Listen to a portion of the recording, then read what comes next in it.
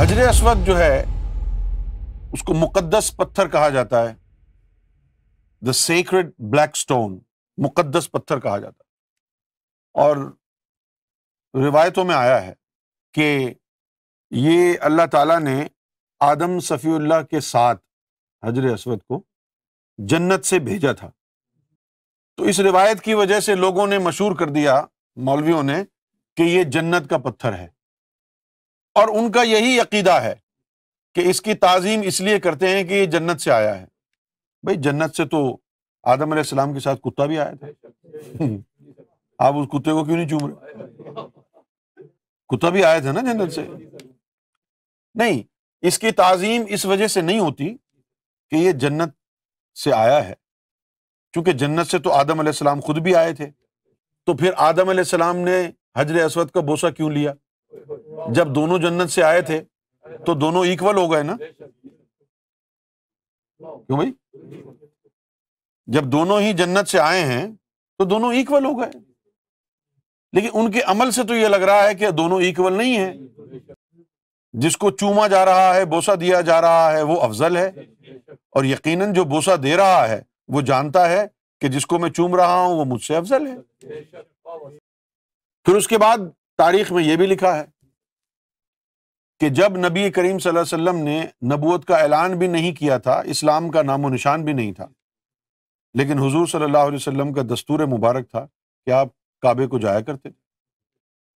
تو ان دنوں کا ایک واقعہ ہے کہ حجر اسود کو نصب کرنے کا معاملہ تھا، اور عرب کے جتنے بھی قبیلے تھے، ان کے جو سردار تھے، ان کے اندر جو ہے یہ ایک ایشو بن گیا کہ بھئی حجر اسود کو نصب کرنے کی سعادت کس کو ملے گی۔ اب آپ اندازہ کریں کہ اسلام ابھی آیا بھی نہیں ہے اور وہ کفار ہیں، اس کے باوجود حجر اسود کا ادب کرتے ہیں۔ حجر اسود کو نصب کرنے کا معاملہ تھا، تو طے یہ ہوا کہ کل صبح جو سب سے پہلے حرم میں داخل ہوگا وہ حجر اسود نصب کرے گا۔ اب دوسری صبح جب لوگ حرم میں داخل ہوتے ہیں تو ان کو دروازے سے ہی نظر آ جاتا ہے کہ حضور پاک کھڑے ہوئے ہیں، تو اب بات طے ہو گئی، سب نے کہا ٹھیک ہے جی، آپ حجر اسود کو نصب کریں۔ تو آپ نے فرمایا کہ اس سعادت سے میں کسی کو محروم نہیں کرنا چاہتا،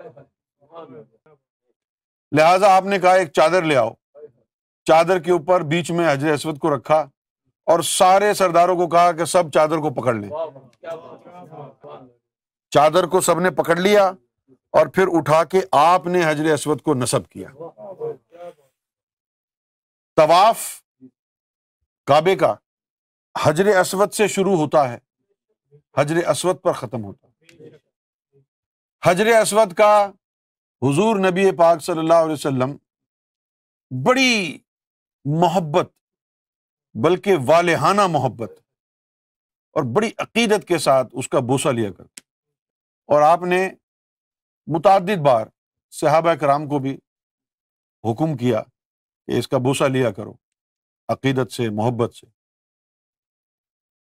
اب عام جو صحابہ تھے ان کو صرف اتنا ہی پتہ چلا کہ یہ ایک مقدس پتھر ہے اور حضور کا حکم ہے کہ اس کا بوسہ لینا ہے، لیکن مولا علی اور دیگر چند صحابہ جو قریبی تھے وہ ایسے تھے کہ حضور نبی پاک صلی اللہ علیہ وسلم نے ان کو اور راز بھی بتائے، جس طرح مولا علی کو یہ بھی بتایا کہ اس کے اندر، حجر اسود کے اندر، 2 آنکھیں، 2 کان اور 1 زبان ہے، اور جو بھی اس کو عقیدت اور محبت سے چومتا ہے، یہ پتھر حجر اسود آخرت میں اس کی جو ہے گواہی دے گا ایمان کی، اور بخشش کرے گا، شفاعت کرے گا۔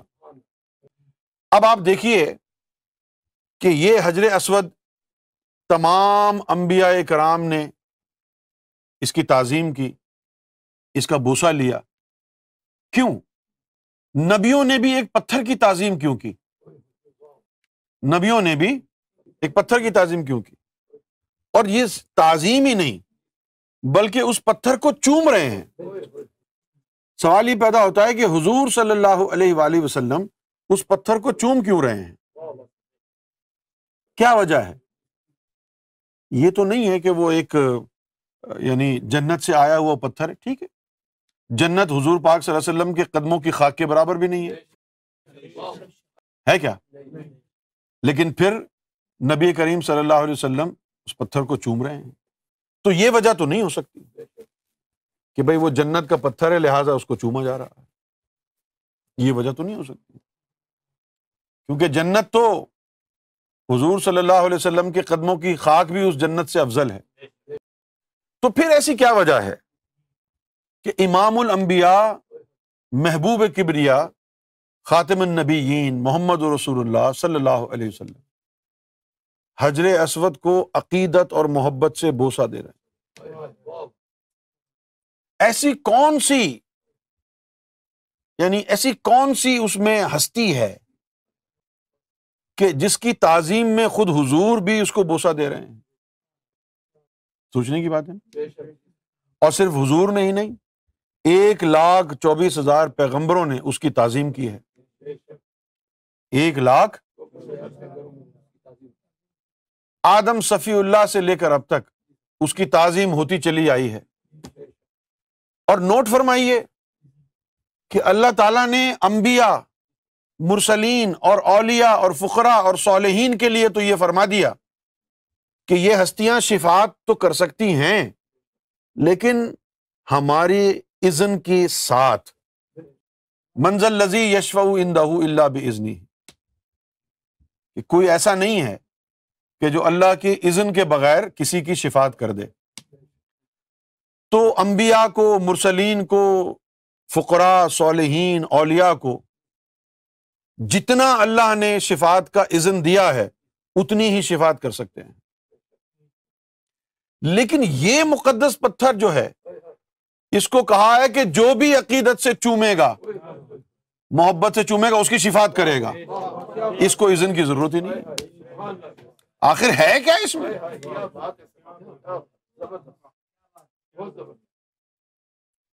سوال یہ پیدا ہوتا ہے کہ ایک طرف 1,24,000 پیغمبر ہیں اور وہ اگر شفاعت کریں گے یوم محشر میں تو جس قدر اللہ کا اذن ہوگا اس قدر شفاعت کریں گے۔ ایسا نہیں ہو سکتا کہ جو آپ اللہ تعالیٰ نے جتنا اذن ان کو دیا ہے جتنے آدمیوں کی شفاعت کا، اس سے ایک زیادہ آدمی کی شفاعت وہ کر لیں اپنے بلبوتے پر، نہیں کر سکتے۔ لیکن اس پتھر کے بارے میں یہ کہا کہ جو بھی عقیدت اور محبت سے بوسہ لے گا اس کی یہ شفاعت کرے گا، اذن کا ذکر ہی نہیں ہے۔ اب آپ دیکھیے کہ آدم صفی اللہ سے لے کر آج کی تاریخ تک کم و بیش 6,500-7,000 سال ہو چکے ہیں۔ ان 7,000 سالوں میں کتنے ارب انسان آئے ہوں گے؟ آج جب ہم اس دور میں رہ رہے ہیں تو صرف ایک ہندوستان کی جو پاپولیشن ہے وہ 1 ارب سے زیادہ ہے۔ چائنا کی پاپولیشن جو ہے وہ ہندوستان سے بھی زیادہ ہے۔ تو دنیا کے 2 دیشوں میں 2 ارب 2.5 ارب سے زیادہ لوگ رہتے ہیں، تو 7,000 سالوں میں کتنے انسان آئے ہوں گے؟ 7,000 سالوں میں کتنے انسان آئے ہوں گے، اور کس کس نے عقیدت اور محبت سے بوسہ لیا ہوگا؟ تو انتہائی محتاط اندازے کے مطابق بھی، انتہائی محتاط اندازے کے مطابق لاکھوں ارب انسانوں کی شفاعت آلریڈی حجر اسود کر چکا ہے۔ تو یہ ہے کون؟ حجر اسود میں کون ہے؟ یعنی جس کو نہ اذن کی ضرورت ہے۔ اب عقل مند آدمی کیا کرے؟ اگر اعمال میں کچا ہو، حجر اسود کوئی چومتا رہے بس۔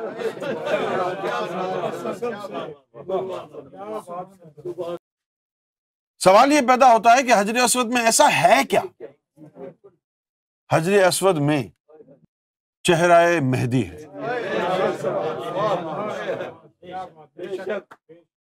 حجر اسود میں چہرہ امام مہدی ہے۔ یہ چہرہ امام مہدی جو حجر اسود میں ہے، پرانے وقتوں میں مختلف ادوار میں اس کے اوپر اللہ تعالیٰ نے حجابات رکھے تھے، نظر نہیں آتا تھا اس میں ہے کیا۔ یہ چہرہ مہدی اس وقت نمایاں ہوا ہے جب امام مہدی علیہ الصلوۃ والسلام دنیا میں عام ہوئے ہیں۔ چہرہ پہلے بھی تھا لیکن حجاب میں تھا، پردے میں تھا۔ جب آپ زمین پر آ گئے ہیں تو اس وقت پھر اس راز پر سے پردہ اٹھایا گیا۔ اب جو اتنی تعظیم کی گئی، چوما گیا، اور پھر پتہ چلا کہ یہ تمام تعظیم، یہ تمام بوسے اس نازنین چہرے کے لیے ہیں جو مہدی علیہ الصلوۃ والسلام کا چہرہ ہے۔ اب آپ ذرا مجھے یہ بتائیے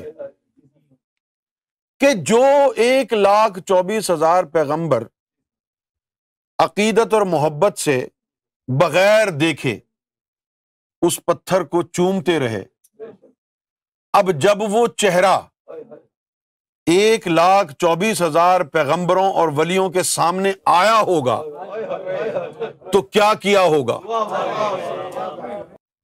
پہلے تو بغیر دیکھے ہی چوم رہے تھے عقیدت میں، اور جب آئیڈینٹی ریویل ہو گئی، جب وہ چہرہ عام ہو گیا، جیسے علامہ اقبال نے کہا کہ عام دیدار یار ہوگا، اب جب عام ہو گیا ہے تو پھر ان کا کیا عالم ہوگا؟ حجابات میں جس چہرے کو چومتے رہے، جب وہ حجاب ہٹے ہوں گے تو ان ہستیوں کا شوق، ان کی وارفتگی، ان کا والہانہ پن، ان کا عشق کس نہج پر ہوگا؟ کیا کرتے ہوں گے آدم صفی اللہ جب حجابات ہٹ گئے ہوں گے اور وہ چہرہ سامنے آ گیا ہوگا؟ تو پھر کیا عالم ہوگا آدم صفی اللہ کا؟ ابراہیم علیہ السلام کا کیا حال ہوگا؟ اور نبی پاک صلی اللہ علیہ وسلم کی خوشی کا کیا عالم ہوگا، جو ہونٹ بھی حجر اسود پر رکھ دیتے، آنکھیں بھی حجر اسود پر رکھ دیتے اور زارو قطار روتے۔ اور لوگوں نے جب پوچھا یا رسول اللہ آپ جب بھی یہاں آتے ہیں حجر اسود کے پاس تو آپ روتے ہیں، تو آپ نے فرمایا یہ مقام ہی ایسا ہے کہ یہاں خود بخود آنسو بہتے ہیں۔ اور اب یہ چہرہ اتنا واضح ہو گیا کہ آپ آرام سے دیکھ سکتے ہیں۔ یہ چہرہ اتنا واضح ہو گیا، آپ آرام سے دیکھ سکتے ہیں، سامنے بیٹھے ہوئے نظر آ رہے ہیں۔ اس چہرے کی ایک خصوصیت یہ بھی ہے، جنہوں نے اللہ کا دیدار کر لیا ہے، یہ بات ان کو سمجھ میں آئے گی۔ اس چہرے کی ایک خصوصیت یہ بھی ہے کہ اس چہرہ مبارک پر سر انور پر ایک تاج رکھا ہے۔ کیا رکھا ہے؟ تاج رکھا ہے۔ جنہوں نے اللہ کو دیکھا ہے وہ جان لیں گے کہ یہ تو وہی تاج ہے، اور اس تاج کے اوپر اللہ لکھا ہے۔ دیکھیں آپ، یہ اللہ لکھا ہوا ہے، جس سے یہ بات بھی ثابت ہوتی ہے کہ دو چہرے ہیں اور وجود ایک ہے۔ چہرے دو ہیں، وجود ایک ہے۔ سمجھیں کیا؟ وَلِلْآخِرَةِ خَيْرَ لَكُم مِّنَ الْأُولَىٰ۔ یا رسول اللہ صلی اللہ علیہ وسلم، آپ کا جو دوسرا دور ہوگا، جو دوسرا چہرہ ہوگا، وہ پہلے سے بھی زیادہ افضل و اعلیٰ ہوگا۔ وَلِلْآخِرَةُ خَيْرٌ لَكَ مِنَ الْأُولَىٰ۔ آپ کی خاطر آپ کا جو دوسرا دور ہوگا وہ پہلے دور سے افضل ہوگا۔ صحابہ کرام جب پوچھتے یا رسول اللہ امام مہدی کے بارے میں بتائیں، تو آپ امام مہدی کے بارے میں جو بتاتے وہ ساری وہ نشانیاں ہوتی ہیں جو آپ کی ذات میں موجود ہیں۔ جب وہ کہتے کہ امام مہدی کا چہرہ کیسا ہوگا تو وہ اپنے چہرے کے بارے میں بتاتے۔ تو پھر صحابہ کرام نے ایک دن کہہ دیا یا رسول اللہ کہیں مہدی کے روپ میں آپ خود ہی تو دوبارہ نہ آ جائیں گے؟ تو آپ صلی اللہ علیہ وسلم مسکرائے اور خاموش رہے۔ کیوں بھائی؟ مسکرائے، اگر بات غلط ہوتی تو مسکراتے نہ، ناراض ہو جاتے، اور غلط ہوتی تو پھر منع بھی کرتے کہ ایسا مت کہو۔ بات سننے کے بعد مسکرائے ہیں اور خاموش رہے ہیں سے مراد یہ ہے ہاں بات تو درست ہے لیکن تم تھوڑی دیکھو گے۔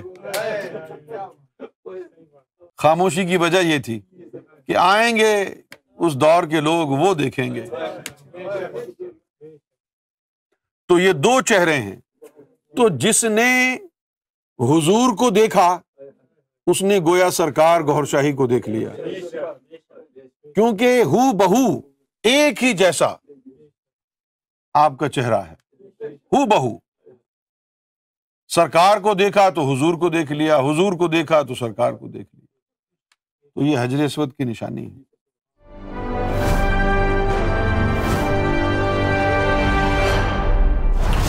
TV, bringing light, love, and peace in your life.